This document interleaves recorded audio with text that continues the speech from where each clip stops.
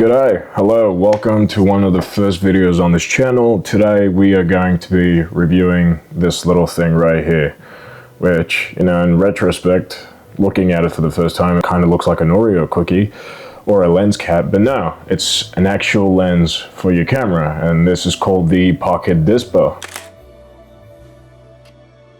What is this lens exactly? Well, it's meant to emulate disposable cameras. It's meant to emulate that technology. So basically what they did is they got the disposable cameras that you see online, the Fujifilms, the Olympuses, any brand, right? One of those small cameras, basically, they took the lens out of that camera and they adapted it, they implanted it in a 3D printed casing to fit your modern cameras, either DSLR or mirrorless cameras. Now, I got this for my full frame camera. I got it for my Nikon D610. I saw the ads online. I saw that it had capability for an F mount. I'm a sucker for disposable shots, and lo and behold, I got the lens.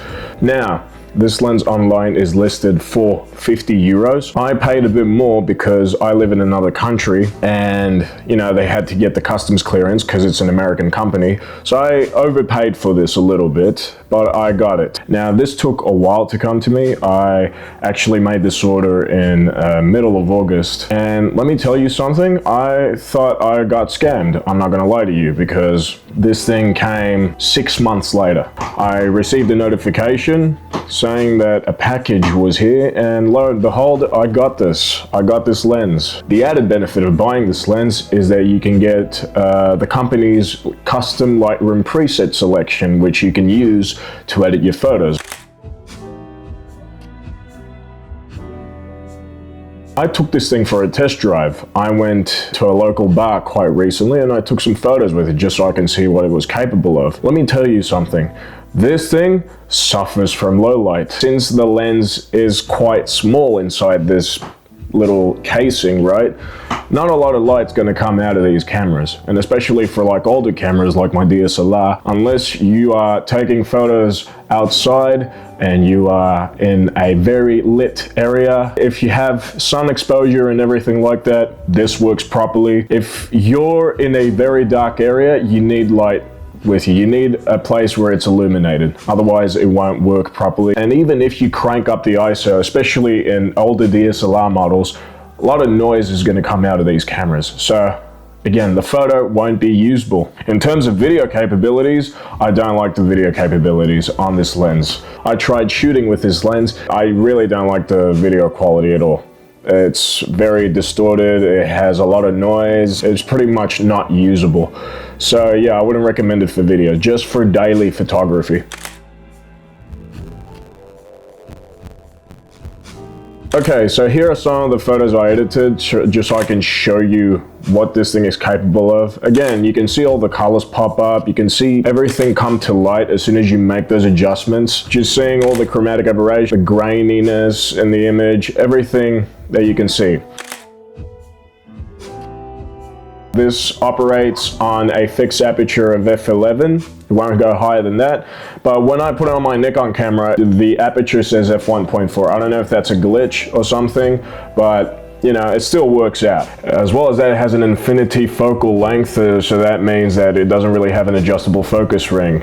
So you can just point and shoot with it and your subject is going to be in focus regardless. The company actually released a new version of this lens and it's called the Pocket Dispo Pro, right? And that one does have an adjustable focus ring, but it's only available for mirrorless users, not DSLR users. And I don't think they're going to release a DSLR compatible version of that lens, but you never know. Only time will tell. A few things to keep in mind when you buy this lens. Don't use it for a camera that has an APS-C body. It won't work. I'm actually recording this on an APS-C camera. I'm recording it on the Nikon D5100. I tried using this lens for that particular camera. It did not work whatsoever. It was not compatible. So yeah, keep that in mind if you're actually interested in buying this thing. This is only compatible for full frame.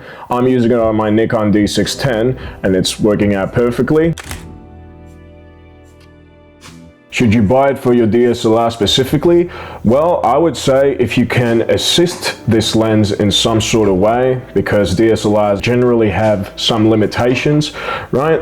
If you can assist it by using a Godox flash, for example, which I have right here. I use this for my work. You can adjust the flash onto this. You can get some very solid images out of it if you use this with the right settings. You're only bound by your creativity. You can use this lens in many sort of ways that you can think of, and you can do a lot of great things and get a very good shot as well. Like, again, you can buy this lens if you want to. It's quite cheap. It won't set you back too much, and especially if you have a very capable camera, results speak for themselves. I really like the ingenuity that came with this lens. The fact that there's a company out there that, you know, thought of removing the lens from a disposable camera and adapting it to a 3D casing that is compatible with your DSLR and your mirrorless camera, right? That is just genius to me. This just shows that photography has come a long way. It brings this sort of a nostalgic vibe to it in a modern twist, and I really like that. But yeah, that's about it. This is my review of the Pocket Dispo. I think I pretty much covered everything. Hopefully you've enjoyed watching this video.